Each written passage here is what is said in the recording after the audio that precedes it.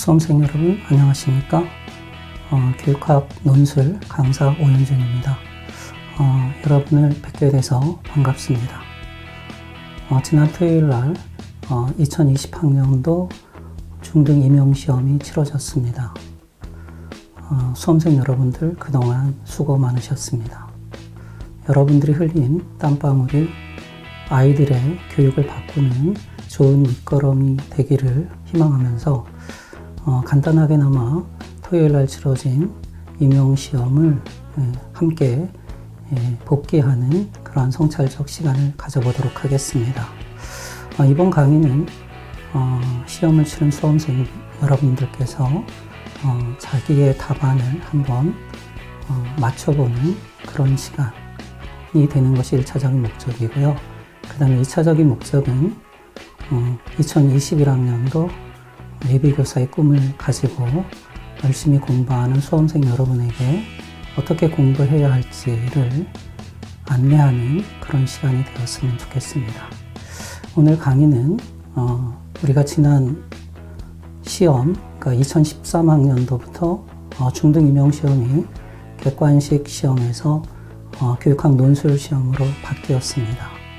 그래서 지난 교육학 논술 시험이 2013학년도부터 지금까지 어떻게 변화되어 왔는가, 주제하고 형식이라는 측면에서 한번 검토해 보고요. 그 다음에 이제 두 번째로는 2020학년도 지난 토요일 치러진 시험에 대한 이론적 배경을 토대로 간단히 성찰해 보는 그런 풀이 시간으로 진행해 가도록 하겠습니다. 이번 시험을 보면서 제가 전체적으로 느낀 총평은 교육 내용이라는 측면, 그러니까 시험 내용이 되겠죠. 이런 측면에서는 올바른 방향으로 가고 있다, 이런 생각이 들었습니다. 우리가 교육학 이론을 공부하는 이유는 여러 가지가 있겠지만 이론과 실제는 밀접한 관계성을 갖고 있다고 생각이 듭니다. 그래서 흔히 이론은 실제를 보는 창이다, 이렇게 표현을 합니다. 우리가 교육학 이론을 공부하면서 우리 교육의 현실을 조금 더 살펴볼 수 있고, 그런 현실의 문제점을 어떻게 개선해야 할지 예비교사로서, 전문가로서 돌아보는 그러한 문제였다는 측면에서 이번 시험 문제는 의미 있는 그러한 문제였다라고 볼 수가 있겠습니다. 특히 우리나라 학교 현실을 스타인호프와 오웬스의 학교 문화를 예로 들면서 기계 문화로 문제를 제시하고 그 해결책을 여러분들이 전문가 입장에서 제시하는 문제 같은 것은 정말로 바람직한 그러한 문제였다라고 생각이 듭니다. 그 다음에 난이도라는 측면에서 보면은 제가 재작년도부터 교육학 논술 시험이 조금씩 심도 있게 문제가 출제되고 있다, 이렇게 말씀드린 바 있습니다. 그래서 난이도는 점점 심도 있게 조금 어렵게 문제가 출제되고 있다, 이런 측면에서 앞으로 2021학년도 또 그 후에 교사의 꿈을 꾸고 있는 예비 선생님들이 어떻게 공부해야 할지를 잘 보여주고 있다 하는 점입니다. 그런 점에서 우리가 지금까지 수험생 여러분이 문제가 쉽고 기본적인 이론에 충실한 그러한 학습을 했는데, 이제는 조금 정말로 박식하게 다양한 분야에서, 그리고 조금 더 한 걸음 더 깊이 있게 공부하는 그러한 준비가 필요하다, 이런 걸 느낄 수 있는 시험이었습니다. 자, 그럼 먼저 2013학년도 추가 시험부터 교육학 논술로 바뀌었는데요. 그때부터 2020학년도 시험까지 어떠한 내용들이 출제되었는지 같이 되돌아보고, 그리고 두 번째 2020학년도 중등 교육학 논술 시험을 풀이해보는 그런 순서로 진행해 나가도록 하겠습니다. 스튜디오에서 촬영하다 보니까 조금 내용이 선명도가 떨어질 수가 있습니다. 여러분들은 그 PDF 파일, 그 파일을 보면서 강의를 들으시면 되겠습니다. 먼저 전체적으로 2013학년도 추가 시험부터 2020학년도까지 이 주제별로, 그러니까 내용별이 되겠죠. 교육학 논술 시험에서 어떤 에세이 형식으로 출제되었고 어떤 문제들이 주로 어떤 내용들이 출제가 되었는지를 한번 리뷰해보는 그런 시간을 갖도록 하겠습니다. 자, 주제와 형식의 흐름인데요. 2013년 추가 시험에서는 학부모와 교사 대화 형태로 에세이 형식으로 주어졌고요. 주제는 주어지지 않았습니다. 그래서 사실은 교육학 논술이 처음 바뀌었을 때 학생들이 어떻게 문제가 출제가 될지 많은 걱정이 있었는데요. 그런 시험의 방향을 처음으로 제시한 그런 문제였고요. 이 당시는 제가 볼 때는 주제도 없고 교직 논술에 좀 가까운 그런 문제가 출제가 되었습니다. 2014학년도에도 추가 시험과 같이 그러한 대화문 형식으로 이번에는 초임교사와 경력교사가 나누는 대화로 출제가 되었습니다. 주제는 제시되지 않았습니다. 2014년도에 추가 시험 문제가 있었는데요. 이때는 형식의 변화가 있었습니다. 교단 일지 형태로 문제가 주어졌고요. 그리고 주제는 역시 주어지지 않았습니다. 자, 2015학년도에는 이제 워크숍 발췌문이 나왔는데요. 그 발췌문의 내용은 교육계획 수립과 관련된 내용이 출제가 되었습니다. 그리고 주제는 주어지지 않았고요. 교육학 논술 시험에서 이제 가장 큰 변화가 일어난 것이 2015학년도 추가 시험이었습니다. 이 추가 시험에서는 학교장 특강을 소재로 해서 발췌 형태로 문제가 제시되었는데요. 그때 주제가 다양한 요구에 직면한 학교 교육에서의 교사의 과제였습니다. 그래서 조금 더 거시적인 측면, 사회학이죠. 기능이론적 측면에서 학교에 대한 다양한 요구들, 그리고 교사는 학교에서 어떠한 역할을 해야 하는가를 고민하는 주제가 처음으로 등장을 했습니다. 그 다음에 이제 2016학년도죠. 이번에는 형식에 조금 변화가 있었습니다. 도표가 주어졌고, 자기개발 계획서. 그래서 교사는 무엇보다도 전문가이고, 그 전문가는 두 가지 측면에서 우리가 접근을 할 수가 있습니다. 하나는 지적인 수월성, 그리고 또 하나는 업무의 특수성이라고 볼 수가 있습니다. 그래서 우리가 국공립 그 교사들을 일반직 공무원이 아니라 특정직 공무원으로 부르는 이유도 여기에 있는데요. 이제 교사가 갖춰야 할 핵심적인 역량이 어떤 것인지 이러한 주제로 문제가 출제가 되었습니다. 그 다음에 2017 학년도에는 이제 교사는 교육과정에 따라서 교육을 하는데요. 이제 교육과정이 형식, 소재로 등장을 했습니다. 그리고 2015 개정 교육과정에 대한 학교 현장의 반응이 신문기사 형태로 출제가 되었고요. 주제는 2015 개정 교육과정의 실질적인 구현 방안이라는 그러한 주제가 출제가 되었습니다. 그 다음에 2018학년도죠. 2018학년도는 이제 대화문 형태로 출제가 되었고요. 학생의 학업 특성 조사, 두 교사 간의 대화 형태로 주어졌고요. 학습자의 다양성입니다. 루소도 이야기했지만 교육은 학습자의 이해로부터 출발한다. 그래서 학생의 다양한 특성을 고려하는 교육, 이런 학습자의 다양성을 주제로 해서 출제가 되었습니다. 그 다음 이제 2019학년도가 되겠는데요. 이번에는 형식은 교사 메모 형태가 되겠고요. 모든 수업을 성찰한 기록의 메모 형태로 주어졌습니다. 그리고 내용상에 있어서 주제는 수업 개선을 위한 교사의 반성적 성찰을 주제로 해서 문제가 출제가 되었습니다. 학습자 이해, 그 다음에는 이제 수업으로 가고 있는 거죠. 그러니까 교사는 수업으로 말한다라는 말이 있습니다. 그래서 그러한 수업의 전문가이고 그러한 수업에 대한 성찰, 성찰 기록, 이러한 내용의 주제가 출제가 되었습니다. 그리고 올해죠. 2020학년도에는 조금 더 한 걸음 더 들어갔습니다. 수업은 다양한 형태들이 있습니다. 우리가 교사 중심 수업도 있고요. 그 다음에 최근에 구성주의적 인식론의 그러한 흐름에 따라서 이제 학습자가 중요한 주체로 부상하고 있는 것이 지금의 어떤 교육의 전체적인 동향이라고 볼 수 있습니다. 자, 그래서 또 우리 사회에는 각종 그 민주화로 가는 과정에서 그러한 대립과 갈등이라는 그러한 문제도 등장을 하고 있고요. 이제는 민주주의가 조금 더 성숙한 모습으로 전개되어야 되겠고, 그러한 과정에서 여러 가지 교수학습 방법이 있지만 이제 토의식 수업을 소재로 해서 출제가 됐습니다. 어떻게 하면 토의식 수업을 활성화할 것인가, 이런 주제를 가지고 한 고등학교 교사협의회의 내용을 표로 정리해서 출제가 되었습니다.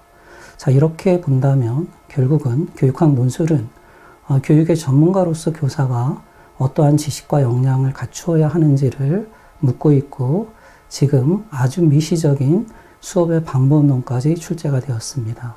자, 그러면 2021학년도에는 어떤 흐름의 내용이 문제로 출제가 될까?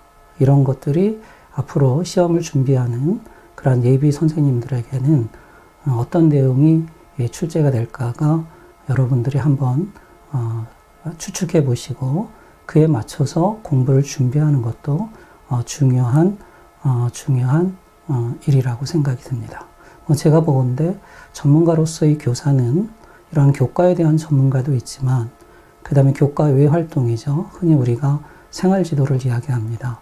이런 분야의 어떤 전문성도 필요합니다.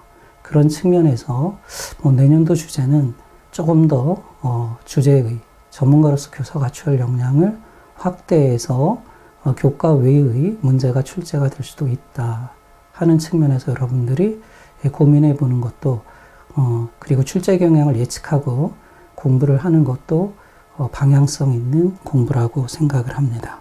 자, 그러면 이번에는 이제 두 번째, 지난 토요일 날 출제되었던 2020학년도 교육학 논술 문제풀이로 들어가도록 하겠습니다. 첫 번째는 문제의 전체적인 분석을 한번 해보고요.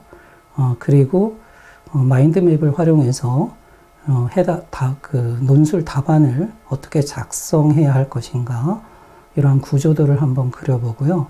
그 다음에 구체적인 풀이인데, 오늘은 구체적인 풀이까지는 설명을 하지 않도록 하겠습니다. 전체적인 마인드맵을 통해서, 요즘은 논술이라고 해도 특히 어떤 그 주관적인 여러분의 자유 반응, 그러한 생각들을 묻는 것도 있지만, 그러한 생각이라고 하는 것은 기본적으로 이론적인, 객관적인 지식을 토대로 하고 있습니다. 그래서 가급적이면 채점에 대해서 이견이 최소화될 수 있도록 정답이 있는 논술을 많이 지향을 하고 있습니다. 그런 측면에서 어떻게 답안을 작성하는 것이 보다 고득점을 맞는 비결인지, 이러한 마인드맵을 통해서 구조화된 그러한 답안을 가지고 풀이를 하는, 여기까지 강의를 진행하도록 하겠습니다.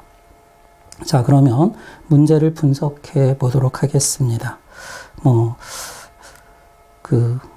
거듭 말씀드리지만, 지금 그림으로 화면에 비춰진 내용들이 조금 희미합니다. 그래서 여러분들은, 귀로는 제 설명을 들으시고요. 그리고 자료는, 프린트물을 보면서 강의를 들으시기 바랍니다. 자, 먼저 제시문을 한번 분석해 보면 논술의 내용부터 한번 살펴보도록 하겠습니다. 논술의 내용은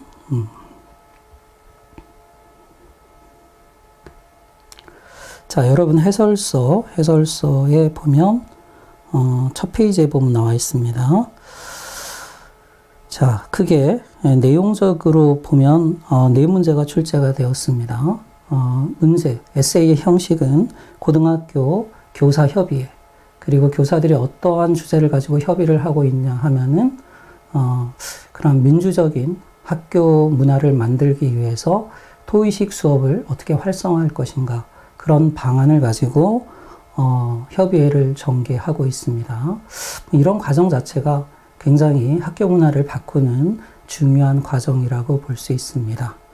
자, 4명의 그 교사가 주장한 내용들을 요약해서 표로 제시되고 있는데요.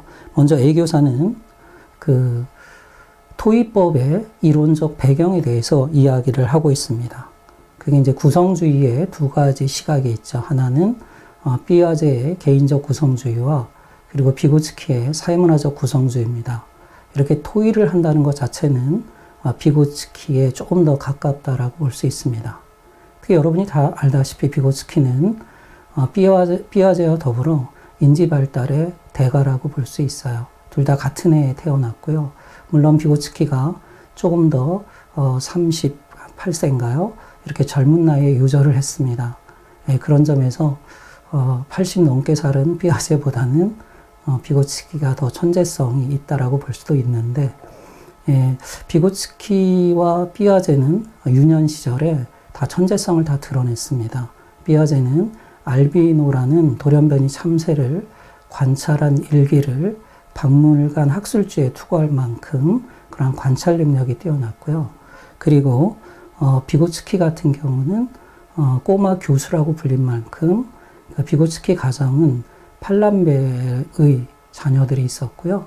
그리고 어릴 때부터 아빠, 엄마 이러한 사회적 상호작용, 그러니까 사회적 자본이 굉장히 풍부했습니다. 그런 걸 배경으로 해서 비고츠키는 사회생활에 필요한 지식을 획득했습니다. 근데 둘의 토대는 피아제 같은 경우는 생물학적인 관점에서 그 지식의 생성과 변화 과정을 설명을 하고 있다면, 비고츠키는 마르크스의 유물론의 토대를 두고 있죠. 특히 1917년 러시아 혁명을 몸소 체험을 했고, 그러한 사회가 변화하는 것을 비고츠키는 겪었습니다. 그런 점에서 인간은 사회적 존재고, 그러한 사회가 갖고 있는 지식이 개인에게 내면화되는 과정, 이러한 인위적인 경로의 인지 발달과 지식 구성을 이야기하고 있는 겁니다. 그래서 비고츠키의 지식론, 명칭, 사회적 구성주의, 그리고 거기에서 보는 지식의 성격, 그리고 교사와 학생의 역할, 이렇게 묻고 있습니다. 근데 이제 비교사 같은 경우는 우리가 토의 수업을 전개할 때 어떤 주제를 가지고 할 것이냐, 이거는 바로 교육과정 내용의 선정과 관련된 것입니다. 이 내용과 관련해서 제가 강의 때도 여러 번 말씀해 드렸지만, 이제는 영교육과정이 나올 때가 됐다. 그래서 이제 영교육과정이 그런 교육 내용 선정해 주는 시사점, 이런 걸 물었고요. 그 다음에 교육 내용을 조직하는 방식이죠. 이 조직하는 방식은 2015 개정 교육과정 이후에 또 우리나라 교육과정의 역사를 보면 5차 교육과정, 구체적으로는 4차부터 얘기는 하지만은요. 근데 4차는 교과의 통합이 강조가 되었고 5차부터는 교육과정의 통합입니다. 전체적으로 보면 지금 교육의 흐름은 융합, 즉 통합적 교육과정이라고 볼 수 있습니다. 또 시대적 배경이 4차 산업혁명의 특징도 초연결사회, 제시문에도 나왔습니다. 이러한 기계와 기계 융합, 이런 측면에서 볼 때 이 통합형 교육과정이 언제는 출제가 될 것이다. 이 통합형 교육과정의 조직 방식, 그래서 2015 개정 교육과정에 많은 영향을 주고 있는, 이론적 영향을 주었던 드레이크의 그런 학문의 연결 방식에 대한 다른 통합형 교육과정 접근 방식, 그 중에서 탈학문적 통합이 출제가 됐습니다. 그 다음에 그러한 교육과정의 선정과 조직이 토의 수업에 어떤 영향을 주는가, 장단점을 묻는 것이 되겠고요. 그 다음에 세 번째 문제는 시교사의 의견에서 제시된 토의식 수업입니다. 그러니까 이거는 교수학습 방법론에 대한 것이 되겠습니다. 이 방법론을 또 구성주의와 연결하는 것이 되겠습니다. 그것이 이제 앵커드 러닝이죠. 이 정착 수업에서 강조하는 원리 두 가지, 그리고 특히 구성주의에서는 인터넷 환경을 수업의 도구로 많이 활용합니다. 그런 점에서 요즘 온라인 백과사전이라고 하죠. 위키피디아입니다.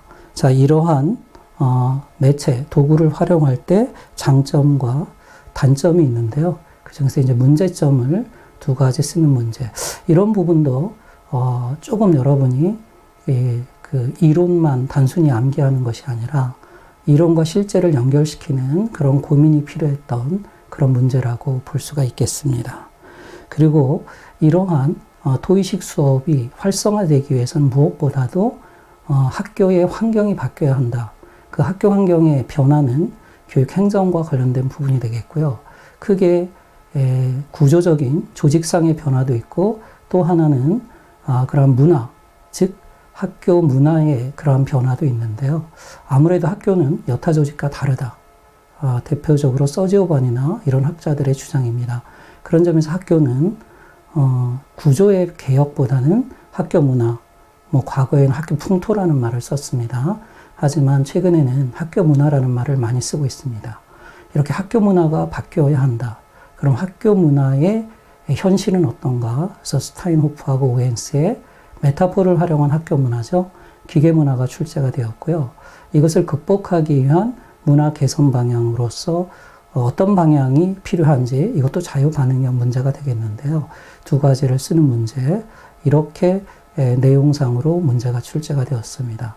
이렇게 문제의 내용을 보더라도 우리가 이론이 필요하지만 이론을 단순히 기계적으로 암기해서 쓰는 문제가 아니라 그 이론을 응용해서 정말로 사고력을 바탕으로 실제의 문제를 극복할 수 있는 이러한 대안까지 제시할 수 있는 문제가 출제가 되었다. 그런 점에서 문제가 어려웠고 아마 수험생 여러분들, 특히 교육학을 전략적으로 초점화해서 공부를 한 수험생 여러분에게는 굉장히 당혹스러운 그러한 시험이었다라고 평가를 할 수가 있겠습니다. 자, 그러면 문제를 한번 분석해 보도록 하겠습니다. 자, 오늘날과 같은 초연결 사회, 이 초연결 사회라고 하는 것은 바로 그 4차 산업혁명으로 특징 지어줄 수 있는 그러한 사회라고 볼 수가 있겠습니다. 이 초연결 사회, 기계와 기계가 연결이 되고 이에 따라서 그 세계의 구성원들이 다 이렇게 연결하는 것이 필요하다. 그러니까 이런 측면에서 보면 2015 개정교육과정에서 요구하는 6가지 역량 중에서 교육을 통해서 길러야 하는 학생들의 역량이죠. 의사소통 역량과 관련된 문제가 출제되었다. 작년에는 가드너의 다중지능 이론이 출제가 되었고요. 그 중에서 그 사회적 지능, 즉 대인관계 지능이 문제가 나왔습니다. 이것에 연결돼서 조금 더 깊게 묻고 있다. 또 이렇게 볼 수 있어요. 그리고 작년에는 우리가 전체적인 주제의 흐름도 보았지만 수업에 대한 모든 수업에 대한 성찰적인 기록이었는데 한 걸음 더 들어갔다는 거죠. 그 모든 수업, 소집단을 활용한 수업 중에 대표적인 게 또 일반적으로 학교에서 많이 사용하는 것이 바로 토익법이다. 그래서 토익법을 활성화하는 방안에 대해서 묻고 있다는 것입니다. 그리고 이제 고등학교 교육, 이 고등학교가 예로 출제가 되었다는 건 최근에는 거의 중학교를 소재로 한 문제가 많이 나왔는데 이 고등학교를 소재로 해서 출제가 되었다는 것은 그러니까 앞으로 이제 고등학교 교육이 변화되어야 한다. 그래서 이제 고교 학점제 논의도 계속되고 있죠. 그래서 이런 부분도 여러분이 좀 기억해 두셔야 됩니다. 그래서 앞으로 이 고등학교를 소재로 한 그런 문제들이 계속 출제가 될 가능성도 없지 않아 높습니다. 주제는 토의식 수업을 활성화하는 방안이 되겠고요. 그리고 그 내용이죠. 이론적 내용이 되는 것이 지식관, 교육 내용, 그리고 수업 설계, 학교 문화의 변화 방향입니다. 이렇게 본다면 결국 지식관이라고 하는 거는 그 구성주의 학습의 그 토대가 되는 것이 되겠습니다. 그러니까 토의식 수업의 이론적 토대를 지식관을 묻고 있는 거고요. 구성주의라는 측면에서. 그리고 이제 교육 내용을 어떻게 선정하고 조직할 것이냐. 교육과정 측면이 되겠고요. 그리고 이제 두 번째는 수업 설계죠. 수업 설계를 할 때 그 앵커드 수업 이런 것이 출제가 되었고요. 이걸 지원하는 것이 바로 학교 문화가 되겠습니다. 그럼 교사가 교육 활동을 그 제대로 수행하기 위해서는 학교 조직과 문화가 바뀌어야 되는데 학교 쇄신에 있어서는 특히 학교 문화가 관건이라고 볼 수가 있겠습니다. 자, A교사는 토의식 수업을 활성화하려면 먼저 지식을 보는 관점의 변화가 필요하다. 교과서에서 주어진 지식이 진리라는 생각이나 지식은 개인이 혼자 만드는 것이라는 생각에서 벗어나는 것이 중요하다. 이렇게 이야기를 하고 있습니다. 이와 관련해서 비고츠케 지식론이 많은 시사점을 줄 수 있다. 이 부분을 우리가 조금 더 이론적으로 분석해 볼 필요가 있어요. 교과서에서 주어진 지식이 진리라는 생각, 이러한 인식론을 객관적 인식론이라고 합니다. 이게 전통적인 인식론이 되겠죠. 그런데 철학적인 관점에서 볼 때, 즉 진리란 무엇인가, What is true라고 하죠. 이러한 질문에 대한 답을 찾는 것이 바로 철학에 있어서는 인식론이라고 부릅니다. 인식론의 가장 큰 변화는 객관적 인식론에서 구성적 인식론으로 변화했다는 것입니다. 근데 그 구성주의는 두 가지가 있다는 거죠. 하나는 지식은 개인이 혼자서 만드는 것이라는 생각. 이것이 바로 피아제의 토대를 두고 있는 개인적 구성주의가 되겠습니다. 또는 우리가 인지적 구성주의라고 부릅니다. 자, 그러나 토의법의 토대가 되는 것은 비고츠키의 지식론이 많은 시사점을 줄 수 있다. 그렇게 이야기를 하고 있어요. 결국 비고츠키의 지식론은 사회적 구성주의 또는 문화적 구성주의, 변증법적, 맥락적 구성주의 이렇게 표현할 수 있습니다. 이 문제에서 수험생 여러분들이 다소 혼란스러웠던 것은 바로 뭐냐면은 이 지식론이라는 말입니다. 그래서 이 지식론이 도대체 무엇을 의미하는가? 그래서 저도 인터넷 그 사이트에 제가 답을 올리긴 했지만은요, 거기에 올라온 글들을 한번 봤어요. 근데 이런 거에 대해서 뭐 보편적 지식이다, 상호작용적 지식이다, 여러 가지 그 수험생 여러분들이 이 지식론이 과연 무엇을 묻는 것이냐, 이거에 대한 그런 갈등이 많았던 것으로 생각이 듭니다. 근데 지식론이라는 거는 전통적인 철학에서 부르는 인식론이 이제 구성주의에서는 지식론으로 용어가 바뀌었다. 이렇게 보시면 되겠습니다. 전통적인 인식론은 그 인식의 주체인 인간과 인식의 대상인 세계를 이렇게 분리해서 이분법적으로 접근하는 그러한 인식론이었습니다. 이런 것이 이제 가치 중립적이고 객관적인 인식론이 되겠죠. 물론 인식 주체인 인간을 수동적 인식자로 볼 것이냐, 아니면은 능동적 인식자로 볼 것이냐, 이거는 17세기 로크만 하더라도 타블라 라자설, 수동적 백지설이라고 하죠. 세계가 먼저 있고 우리는 경험을 통해서 세계를 인식한다는 그런 수동적 인식론을 가졌습니다. 그냥 18세기로 가면 데카르트나 이런 합리주의, 계몽주의가 나오면서 결국은 이성적인 사유를 통한 인식을 강조하게 되었죠. 근데 19세기로 가면 칸트의 관념론, 또 이것에 영향을 받은 페스탈로치는 이제 인식은 주체의 능동적인 활동으로 보는 겁니다. 그래서 수동적 인식론에서 능동적 인식론으로의 변화입니다. 하지만 20세기 초를 거치면서 실존적 현상학이 등장하죠. 대표적인 후설 현상학자는 이러한 객관적 인식 주체가 인식 대상인 세계를 인식한다는 이러한 객관적이고 중립적인 인식에서 벗어나야 한다 하는 겁니다. 이런 걸 에포케, 판단 중지라고 하죠. 그리고 모든 인식은 인식 주체의 주관적 체험의 또는 주관적 체험의 결과인 지각의 반영일 수밖에 없다. 그래서 주체와 객체가 통합되는 그런 현상학적인 인식론.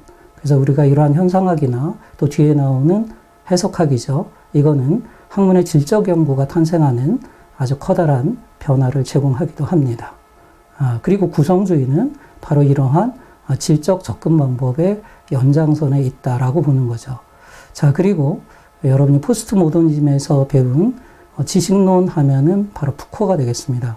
푸코는 인식이라는 말 대신에 지식이라는 말을 쓰고 있다. 그래서 개인이 사용하는 모든 문장이나 이러한 것들을 총칭해서 지식입니다. 그래서 사실은 지식론을 묻고 있다라고 하는 것이 여러분에게 혹시 당혹스러울지 몰랐는, 당혹스러워서 무엇을 써야 할지 이렇게 조금 갈등을 한 수험생 여러분들이 계셨는데요. 이걸 그냥 인식론적인 관점에서 구성주의 두 가지 유형이 있다. 피아제적 구성주의, 생물학적 관점에서 지식은 스스로 구성하는 과정이고요. 그러한 인지도식, 인지구조가 점점 추상화되는 과정으로 지식을 형성하게 된다는 지식의 외재화 과정을 이야기하고 있는 개인적 구성주의와는 다르죠. 비고츠키는 사회적 존재라는 인간 이해에서부터 출발해서 사회적 구성주의, 이렇게 사회적으로 합의된 지식이 있고 그것이 뛰어난 사람들에 의해서 교사들이죠. 학생들에게 주관적으로 내면화되는 과정으로 설명을 하고 있습니다. 이렇게 인적 환경에서 지식이 생성되고 그리고 확장이 되고 또 변화한다는 사회적 구성주의가 지식론의 관점이라고 보시면 되겠습니다. 또는 이러한 상호작용을 통해서 서로 다른 생각들을 모순을 극복하고 통합해 나간다는 측면에서 변증법적 구성주의라고 볼 수가 있겠습니다. 예. 그 다음에 이 지식론의 관점에서 보면 교사와 학생의 역할은 어떠해야 하는가 하는 것이 되겠습니다. 그러면 일단 교사는 그 주체는 학생들이니까 학생들이 지식을 잘 구성할 수 있도록 비고치키용의 핵심적인 개념 중에 하나죠. 비계 설정입니다.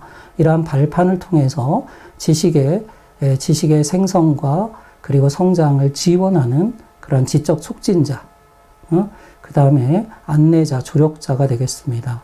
우리가 은유적으로는 그렇게 이해하죠. 이제 교사는 무대 위의 주인공, 무대 위의 현자가 아니라 객석의 안내자가 되어야 한다. 이것이 이제 교사의 역할이 되겠고요.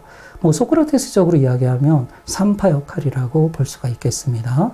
절대적 진리로 나아가는 그 절대적 진리도 물론 구성주의에서는 없다라고 보지만 학습자 스스로 또는 협동적으로 구성할 수 있도록 그러한 도움을 제공해야 한다. 이렇게 볼 수가 있습니다. 그 다음에 그럼 학습자의 역할은 바로 스스로 지식을 구성할 수 있는 그러한 창조적인 존재, 능동적인 주체라고 볼 수가 있겠습니다. 이 부분은 자유반응형 이러한 의미에서 교사와 학생의 역할을 쓰면 거의 답으로 간주할 수 있는 그러한 문제라고 볼 수가 있겠습니다. 네, 그 다음에 비교사는 교육과정 분야죠. 일단 토의 수업을 할 때 어떤 주제를 선정해야 할 것이냐, 그것이 이제 교육 내용이 되겠습니다. 교육 내용의 선정과 조직 방식에 대한 교사의 전문성을 강화할 필요가 있다 하는 겁니다. 교육 내용 선정과 관련해서는 영교육 과정에 관심을 가지는 것이 도움이 된다. 드디어 영교육 과정이 출제가 됐습니다. 영교육 과정은 한 두 가지 정도로 정의될 수가 있습니다. 영의 의미는 제로의 의미입니다. 없다라는 의미인데요. 아이즈너가 1979년 교육적 상상력에서 처음으로 언급한 것입니다. 교육과정은 세 가지 형태가 있다. 제1의 교육과정, 교육과정 층이라고 하죠. 이런 건 공식적 교육과정이라고 볼 수 있고요. 그 다음에 제2의 교육과정은 1968년 잭슨이 교실의 생활에서 언급한 아동이 교실의 생활 속에서 학습하는 모든 것, 그것을 잠재적 교육과정이라고 합니다. 이 잠재적 교육과정은 한 2회 정도 계속해서 출제가 됐습니다. 그런데 이제 학교가 아이들에게 영향력을 행사하기 위해서는 무엇보다도 교육 내용에 대해서 아이들에게 접근할 수 있어야 된다 하는 겁니다. 그래서 아이즈너는 영수 중심의, 그러니까 전통적인 그러한 학문 중심의 그러한 교과는 더 이상 아이들에게 영향력을 주지 않고 있다. 그럼 우리나라도 요즘 K-팝 이런 걸 얘기하잖아요. 음악 교과서만 보더라도 여전히 학교에서는 클래시컬한 고전 음악, 가곡 위주로 하고 있다는 것이죠. 근데 아이들은 한류 문화, 이러한 방탄소년단이나 이런 것에 관심을 많이 두고 있다는 것입니다. 아이즈너는 그러한 학교 교육의 문제점을 이야기하면서 교육 내용이 예술과 같은 분야가 학교 교육 과정에서 소외된다면 학교의 영향력은 점점 사라질 것이다 하는 겁니다. 그래서 학교를 변화시키는 것이 여러 가지가 있지만 방법론의 변화도 중요하지만 일단 아이들에게 흥미있는 내용을 가지고 우리가 수업을 전개할 필요가 있다 하는 것입니다. 자, 그런 점에서 영교육 과정은 교육 과정을 선정하는 과정에서 가치가 있는데 배제된 것, 즉 교육적으로 의미 있는 것인데 교과서, 공식적 교육 과정엔 없는 것이 영교육 과정이 되겠습니다. 자, 이런 것을 참조해서 토의 수업의 내용들을 선정할 필요가 있다 하는 것입니다. 자, 그런 점에서 본다면 어떻게 답을 쓰시는 게 좋겠습니까? 예를 들어서 이렇게 영교육 과정이나 이런 것들은 교육 과정에 접근하는 그 방법을 파이너는 재개념주의자라는 그런 책에서 이러한 학자들, 아이즈너나 파이너나 애플과 같은 학자를 재개념주의라고 불렀습니다. 그러니까 교육과정이 지금까지는 타일러 이후에 가치 중립적으로 접근했는데 이제는 가치 지향적으로 접근할 필요가 있다. 이렇게 보니까 교과서에 선정된 내용들이 특정 지배계급의 입장에서 선정된 것이 많다는 거죠. 이것은 푸코도 지적한 것입니다. 지식과 권력은 상당히 밀접한 관계가 있다라고 지적을 했습니다. 이러한 특정 이데올로기의 기급적 산물이다. 이런 것에서 벗어날 필요가 있다는 거죠. 그래서 최근에 교육의 흐름은 뭡니까? 바로 교육과정을 재구성하는 것이다. 그래서 교육사회학에서 브루디에도 언급했잖아요. 문화다원론적 시각에서 교육과정을 재구성할 필요가 있다. 그러니까 특정 계급의 아비투스 또는 이데올로기에 편중되지 않고 골고루 편성할 필요가 있다. 그런 점에서 학습자의 필요나 흥미, 학습자가 중요하다고 여기는 가치 이런 것들을 교육과정에 포함할 필요가 있다 하는 겁니다. 자, 이런 점에서 유념해서 교육과정을 선정할 필요가 있다 하는 겁니다.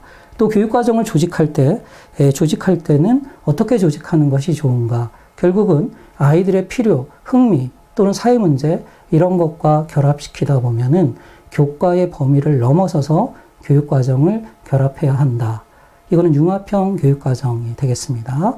2015 개정교육과정의 전체적인 흐름도 바로 창의융합형 인재입니다. 그리고 학생들이 지식을 창조하고 구성하는 것은 바로 융합의 결과라고 볼 수 있죠. 다른 말로 표현한다면 통합의 결과라고 볼 수 있어요. 이러한 통합형 교육과정을 어떻게 만들 것이냐 하는 것이 되겠는데요. 2015 개정교육과정의 이론적 배경을 많이 제공했던 드레이크입니다. 이 드레이크가 학문이 연결되는 방식에 따라서 통합형을 크게 세 가지로 제시를 했습니다. 학문적 그러한 융합이 있고요. 그 다음에 간학문적 융합, 탈학문적 융합이 있다. 그럼 여기서는 어떻게 나왔냐면 생활에 필요한 문제를, 이거는 생활에 필요한 문제니까 뭐 사회 문제 이런 걸 중심에 놓고, 그리고 여러 교과를 교과 지식이라고 하는 것은 그런 문제 해결의 도구라고 보는 경험형 교육과정의 하나라고 볼 수가 있겠죠. 자, 이렇게 중심부, 주변부, 사회 문제를 중심으로 놓고 교과 지식을 주변부에 배치하는 융합형 설계도 그러한 답이 되겠습니다. 그러니까 융합형 죄송합니다. 중액형 설계가 되겠죠. 중액형 융합이다. 이렇게 표현하는 책도 있습니다. 하지만 드레이크의 표현법에 따르면 이런 것을 이제 교과의 범위를 넘어서서 탈학문적, 탈교과적으로 융합하는 그러한 조직 방식이 되겠습니다. 근데 이제 여러분들이 답을 중액 교육과정이라고 이렇게 쓰셨는데, 사실 중액 교육과정은 교육과정의 유형이지 그러한 조직 방식은 아니라고 볼 수 있어요. 하지만 그렇게 칼채점을 할 것 같지는 않고요. 어쨌든 키워드가 중액이다 또는 탈학문이다, 탈교과, 그리고 융합 이런 식으로 여러분이 답을 작성하시면 정답으로 간주될 거라고 보여집니다. C교사는 이번에는 방법론에 대한 논의를 하고 있어요. 도의식 수업이 활발하게 이루어지기 위해서는 수업 방법과 그리고 학습 도구죠. 이 방법과 매체, 그래서 이제 공학적인 그러한 문제가 처음으로 등장을 했습니다. 먼저 방법론에 있어서는 앵커드 러닝, 정착 수업을 활용할 필요가 있다 이런 겁니다. 특히 정착 수업은 상황학습의 한 형태라고 볼 수가 있습니다. 상황학습은 참여학습이라고 하죠. 구성주의가 등장한 가장 큰 배경 중에 하나가 객관적 인식론의 한계입니다. 객관적인 개념과 이론, 이러한 보편적인 지식을 획득했다 하더라도 그것을 실제 상황에 적용하지 못하고 있는 학교교육의 문제점에 대한 지적입니다. 이렇게 비활성화된 지식, 그래서 결국은 학교와 실제 생활과의 유리가 되겠죠. 이런 문제점을 지적하면서 구성주의가 등장했어요. 그래서 구성주의 입장에서는 실제 생활에서 지식을 획득하고 그 지식을 활용하는 능력이 필요하다. 그럼 가장 좋은 방법은 실제 상황에서 이루어지는 상황학습, 이거는 상황적 전이라고 하죠. 그렇지만 학교에서는 매번 그러한 상황에 참여하는 그런 형태는 여러 가지 제한적인 요소가 있습니다. 그것을 교실 안으로 끌어들이는 것이 바로 앵커드 수업이 정착 교수가 되겠습니다. 객관식 시험에서도 많이 등장을 했던 그러한 문제라고 볼 수 있어요. 이 정착 수업의 두 가지 원리는 일단 상황학습의 변형이기 때문에 실제 상황에서 상황의 이야기를 중심으로 수업이 전개가 된다. 실제 상황, 이 구체적인 상황을 앵커라고 하는 겁니다. 이렇게 실제 상황 중심적이다. 또는 앵커 중심적이다, 뭐 이야기 중심적이다. 이것이 첫 번째 원리가 되겠고요. 그것이 상황학습과 다른 점이 있다면 상황은 실제 상황에서 전개가 되지만 앵커드 러닝은 비디오나 이러한 매체를 활용한다는 거죠. 자, 여기서는 위키피디아라는 매체를 활용하고 있다는 것이 하나의 특징으로 이미 제시문에 제시가 됐습니다. 그런 점에서 상황학습은 맥락 중심적이고 그 다음에 앵커드 러닝은 테크놀로지 중심적이다. 그래서 이 테크놀로지 중심적으로 수업을 전개한다. 이런 것이 두 번째 원리가 되겠습니다. 그 다음에 이제 도구라는 측면에서 볼 때는 학생들이 상호 협력해서 지식을 구성해야 되기 때문에 그 지식을 생성하기 위해서 인터넷에서 수집한 정보를 공유하고 공동으로 수정, 추가 편집하는데 위키피디아를 활용할 수 있다. 이러한 인터넷 매체 도구를 활용할 수 있다. 이럴 때 발생할 수 있는 문제점이 어떤 것들이 있는가 하는 것입니다. 요즘 그 민주주의라는 것은 처음에는 참여민주주의에서부터 출발을 했습니다. 그래서 모든 것이 특권이 아니라 엘리트들만, 소수만이 참여하는 것이 아니라 모두가 사회 구성원이기 때문에 참여의 권리가 있다. 그러한 기획인등에서부터 출발했죠. 근데 한 걸음 더 들어간 성숙된, 향상된 민주주의는 참여해서 자신의 생각이나 의견들을 표현할 수 있는 것입니다. 이런 과정이 바로 공론화나 수기 과정이라고 볼 수 있습니다. 이런 수기를 통해서 그 구성원들이 지식을 만들어간다. 그러한 온라인 백과사전, 이것이 위키피디아가 되겠습니다. 근데 이런 것이 최근에는 우리 사회의 양분된 모습처럼 이렇게 극단적인 혐오주의나 그 다음에 양극화되는 이런 극화된 문제가 발생할 수 있겠죠. 그러한 어떤 사회적 배경, 이런 것에서 출제가 되지 않았는가. 그래서 인터넷 도구를 어떻게 교육적으로 활용할 것인가. 이런 걸 활용하는 데 있어서 어떤 문제점이 있는가. 예를 들어서 참여의 과정에서 능력이 높은 학생들이 독점한다든가, 그 다음에 학생들이 정말 허위 정보를 토대로 해서 지식을 생성한다면 그건 또 큰 문제점이 되겠죠. 이런 문제점이나 또 많은 학생들이 인터넷을 활용하다 보면 그 인터넷 환경 자체가 하이퍼 환경입니다. 그러다 보니까 이제 인지적 과부하도 나타날 수 있는 것이고요.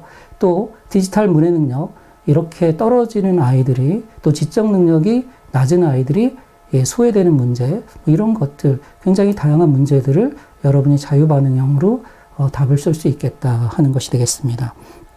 이러한 토의 수업이 활성화되기 위해서 무엇보다도 학교 문화가 바뀌어야 된다 하는 겁니다.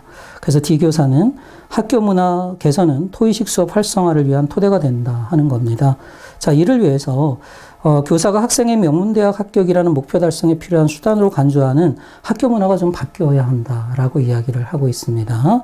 자, 이런 걸 스타인호프하고 우엔스는 메타포, 은유를 활용해서 기계식 문화라고 이야기를 했습니다. 아마 그 교육행정학 파트에서 이런 문제는 많은 학생들이 촘촘하게 보지 않았기 때문에 많이 틀렸을 것으로 예상을 합니다. 뭐 기계 문화, 기계적인 문화가 되겠죠. 스타인호프는 가족 문화, 그리고 또 공연 문화, 공포 문화, 이렇게 학교 문화를 네 가지로 제시를 하고 있고요. 학교 개혁과 관련해서 서지어바니도 그랬지만 스타인호프와 오웬스도 학교 문화를 바꿔야 한다 하는 겁니다. 그러면 학교의 위기라고 하는 것은 바로 이런 학교 문화가 잘못되어 있다라고 볼 수 있어요. 과거에는 공포 문화였죠. 그런데 명문대 입학에만 초점을 두는 기계 문화, 이것도 문제가 있다는 겁니다. 그래서 정말로 페스타로치가 생각했던 것처럼 가족 문화라든가 이런 인성교육 차원이죠. 또 하나는 그 공연 문화가 되겠습니다. 배움이 즐거운 학교가 되겠습니다. 이를 위해서는 어떻게 돼야 될까요? 교사들이 교육과정의 주체로 참여를 해야 되겠고, 학습자도 역시 교육과정을 선택할 수 있는, 그래서 고등학교 문화도 이제 고교 학점제로 바뀌어지게 되는 것이죠. 이런 점에서 올해의 시험은 고교 학점제랑 연결될 수도 있는 중요한 교두보 역할을 했던 그러한 문제라고 평가할 수도 있습니다. 그리고 이제 이런 지식 중심의 문화가 아니라 다양한 진로 선택, 이런 것들을 돕는 그러한 문화로 바뀌어야 된다. 그리고 교육과정과 그리고 수업과 평가는 또 일체화돼야 되는 거잖아요. 그런데 지금은 수능 정시가 확대되고 이런 것들은 평가가 바로 학교 교육의 이러한 토의식 수업을 저해하는 그런 장애 요소로 또 자리를 하고 있어요. 그래서 과정 중심 평가, 수행 평가라든가 이런 식으로 학교 문화가 바뀌어야 한다. 이를 위해서는 교사들이 학교 운영에 그러한 주인의식을 가지고 참여할 수 있도록 하고 학교장도 리더십을 이제 변혁적 지도성이라든가 그 다음에 분산적 지도성이라든가 이러한 민주적인 지도성을 갖도록 노력해야 되는 거고요. 또 학부모의 인식 개선 이런 것들이 필요하다. 이것이 이제 학교 문화의 개선 방향에 대한 자유 반응의 답 중에 하나가 되지 않을까 이런 생각을 해봅니다. 자, 그럼 우리가 어떻게 마지막으로 답을 쓸 것인지 전체적인 구조를 먼저 본 다음에 서론과 결론 부분 그리고 내용 부분에 대한 분석 이런 것들로 가보도록 하겠습니다.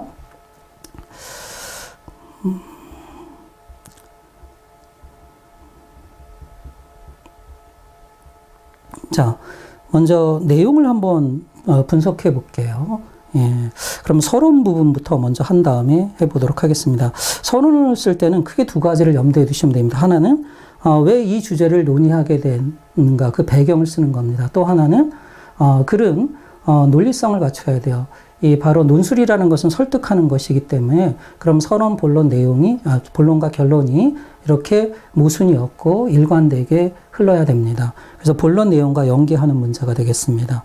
그래서 주제 논의의 배경에서는 4차 산업혁명으로 특징 지어지는 초연결 사회죠. 이 초연결 사회에서는 바로 의사소통 역량이 굉장히 중요하다. 또 2015 개정교육과정에서도 미래 학생들이 갖춰야 할 핵심 역량 6가지 중에 의사소통 역량을 제시하고 있다. 의사소통 역량은 이렇게 개념을 정리해 주셔도 좋습니다. 자신의 생각과 감정을 효과적으로 표현하고 타인의 의견을 경청하며 존중하는 역량을 가리킨다.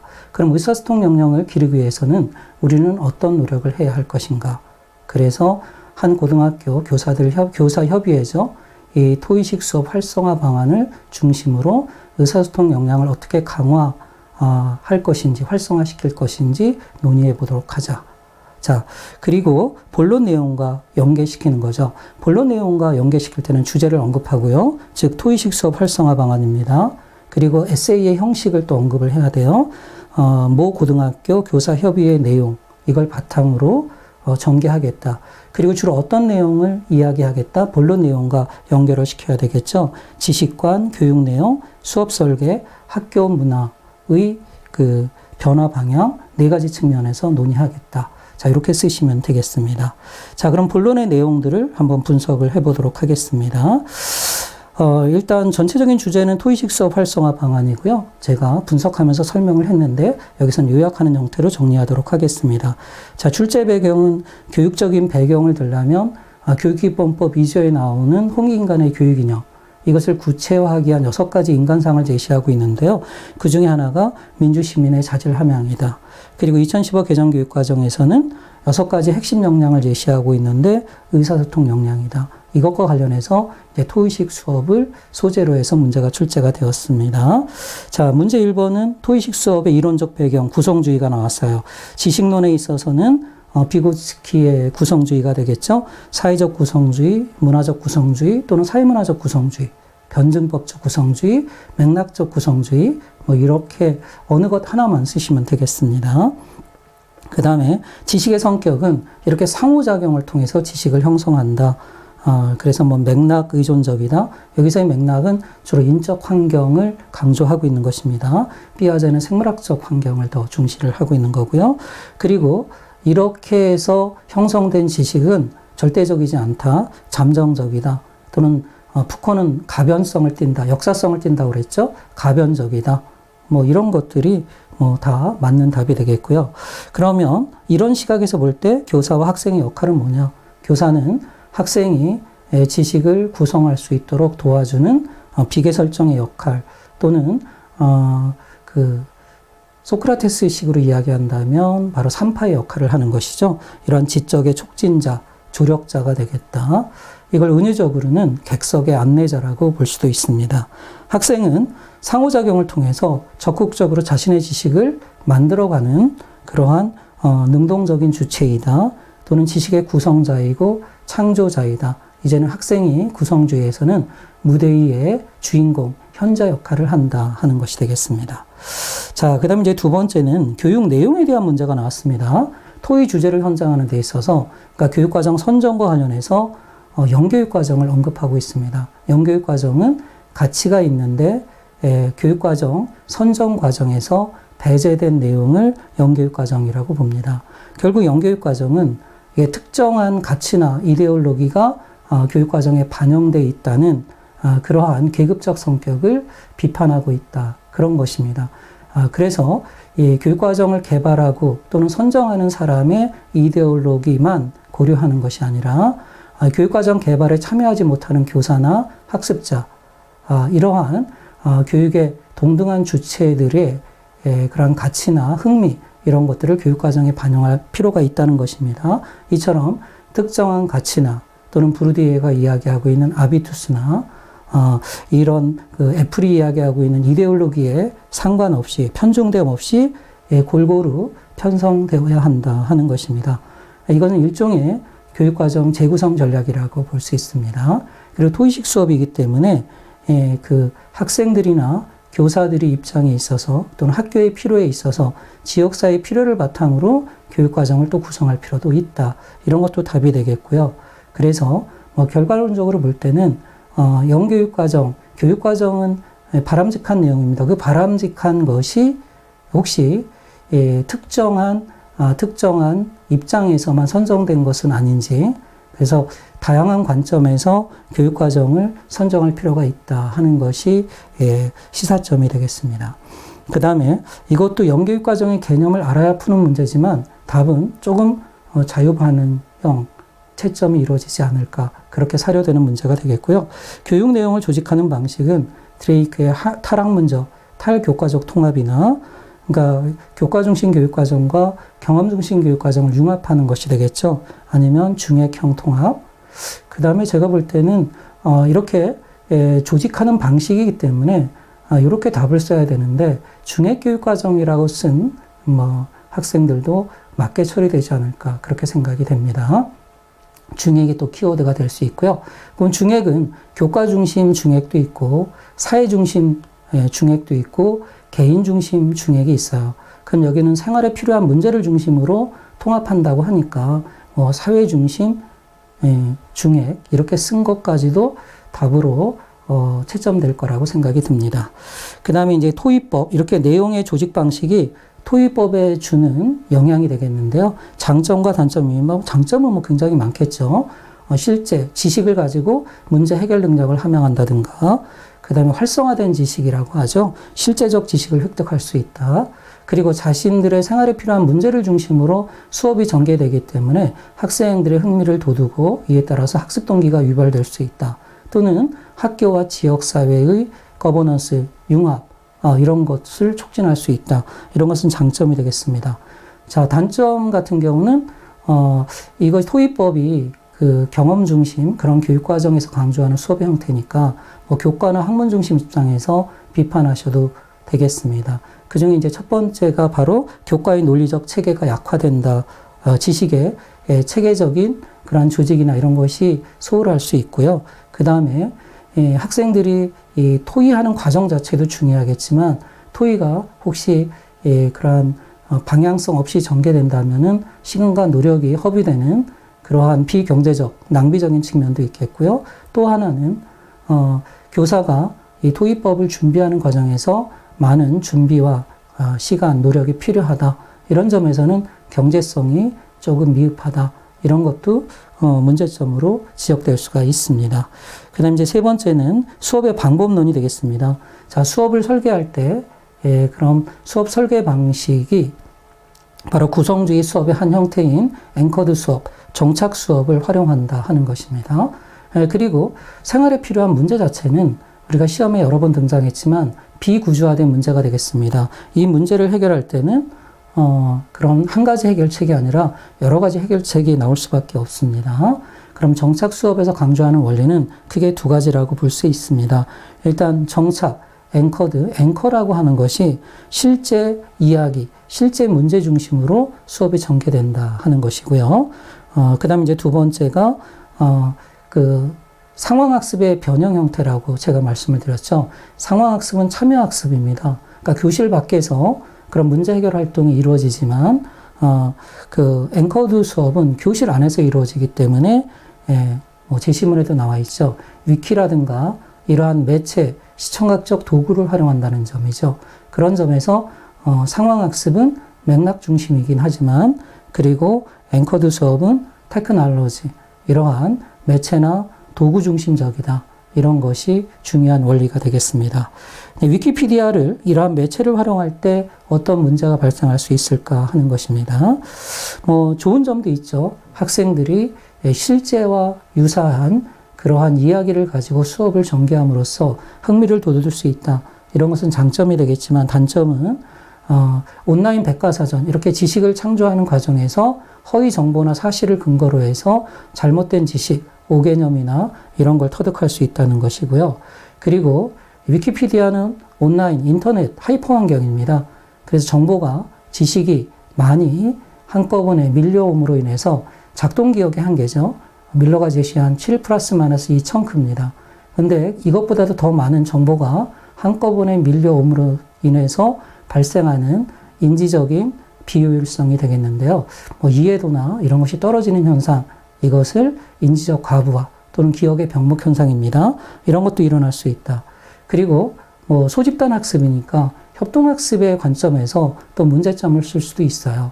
아무래도 이렇게 백과사전 지식을 구성하는 과정에서 능력이 높은 학생들이 소집단 활동을 장악할 수 있다.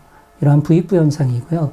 그 다음에 능력이 낮은 학생들, 학습 능력이 떨어진다거나 또는 디지털 문해 능력이 떨어진다거나 이런 학생들의 참여도가 낮아질 수 있다. 이러한 사회적 태만, 이런 현상도 발생할 수 있고요.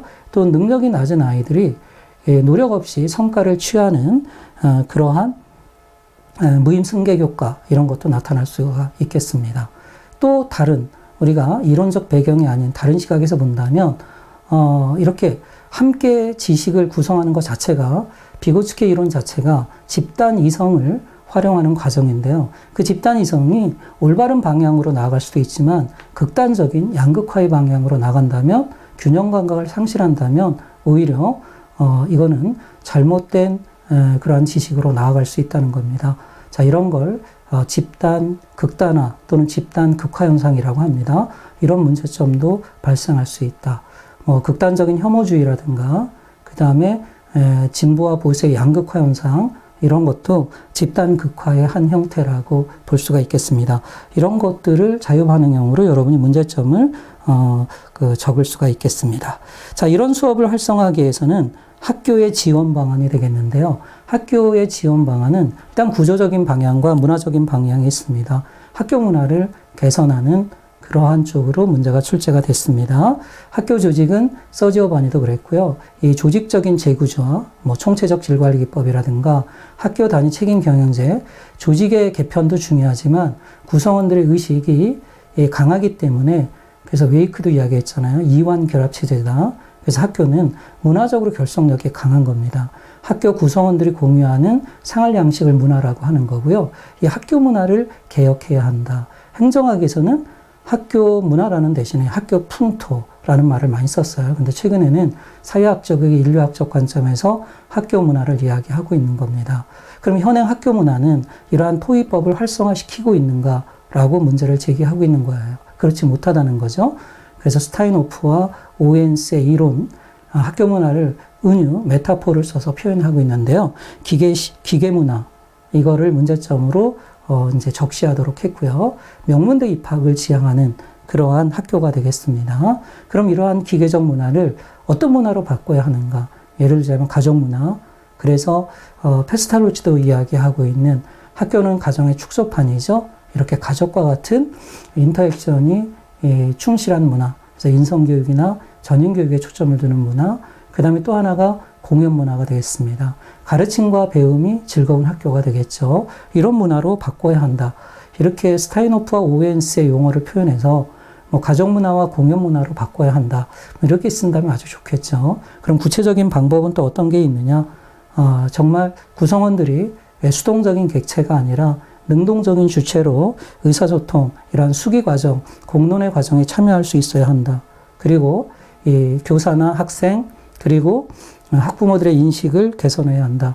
연수나 그리고 장학 이런 것들을 강화해야 되겠죠. 학교장의 리더십도 바꿔야 한다. 권위적인 그러한 영웅적 지도성에서 벗어나서 민주적인 지도성, 변혁적 지도성, 뭐 분산적 지도성, 문화적 지도성으로 바꿔야 한다. 그리고 교사와 학생의 교육과정의 자율권을 보장해야 한다. 조금 더 미시적으로 이야기한다면 이러한 명문대 입학 중심의 그러한 학교 교육이 아니라 고등학교에서 학생들이 에릭슨이 이야기한 것처럼 자아 정체감을 고민하는 시기 아니겠어요? 다양한 진로 선택을 할 수 있도록 그렇게 진로 교육을 활성화해야 한다. 그리고 평가가 교육과정과 수업 평가가 일체화되어야 되기 때문에 이러한 지식 위주의 그런 평가보다는 수행평가 등 과정 중심 평가를 강화한다. 뭐 이런 것들이 학교 문화를 바꾸는 여러 가지 방안들이 되겠고요. 이 부분도 역시 자유반응형 과제로서 여러분이 2개 정도를 서술하시면 정답으로 처리될 수 있는 그런 내용이라고 볼 수가 있겠습니다. 이렇게 마인드맵을 통해서 이번 문제에 대한 답을 한번 정리를 해봤고요. 마지막 그럼 결론이 되겠습니다. 결론에서는 여러분이 2가지를 쓰셔야 됩니다. 하나는 이제 본론과 연결되는 문제가 되겠죠. 그래서 지금까지 토의식 수업 활성화 방안을 주제로 지식관 교육 내용, 수업 설계, 학교 문화의 변화 방향의 측면에서 논의했다. 그리고 이제 마지막으로는 논자의 견해가 되겠죠. 주제와 관련해서. 그래서 교사와 학생의 역할, 교사는 교육과정을 학생들의 흥미, 가치 있는 것으로 설정하고요. 그리고 이론과 실제를 연결할 수 있는 그러한 통합형 설계, 조직 방식이 또 필요하고요. 수업에 있어서도 학생의 흥미를 돋울 수 있는 앵커드 러닝이나 이런 수업을 실천할 수 있도록 하는 거고요. 학습자는 창조자, 지식의 구성자라는 능동적인 입장에서 적극적으로 교육에 참여할 수 있도록 하고요.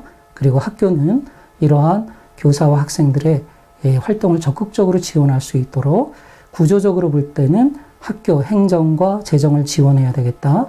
그리고 문화적으로 볼 때는 학교 구성원들의 의식들을 바꿔 나가야 되겠다. 뭐 이렇게 여러분이 결론을 쓰시면 되겠습니다. 이런 걸 통해서 미래 우리 학생들이 미래 사회가 요구하는 핵심 역량 중에 하나인 의사소통 역량을 함양하고 그 결과 민주시민으로 자라날 수 있을 것이다. 뭐 이렇게 결론을 맺으면 될 것 같습니다. 자, 이렇게 해서 약 1시간에 걸쳐서 2020학년도 중등 교원 임용시험의 문제를 분석해보고 그리고 풀이를 해보았습니다. 모쪼록 토요일날 시험을 본 모든 수험생 여러분들이 원하는 좋은 성적을 얻으시기 바라고요.